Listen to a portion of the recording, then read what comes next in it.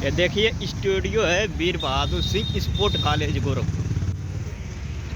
और स्टूडियो में चल रहा है, यहाँ पर कुश्ती होने जा रहा है और आप लोग बने रहिए इस वीडियो में।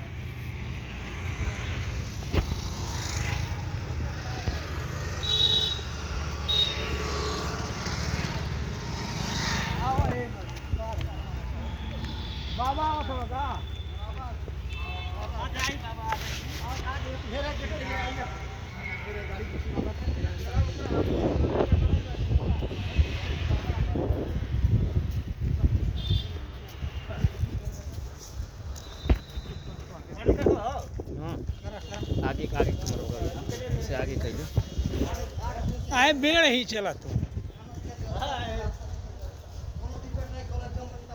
अब आगे करानी कही दोस्तों स्वागत है आप सभी स्टूडियो में। आप सभी का स्वागत करते हैं। और देखिए स्टेडियम है और बहुत बड़ा स्टेडियम है और कुश्ती यहाँ पर होने वाला है जबरदस्त।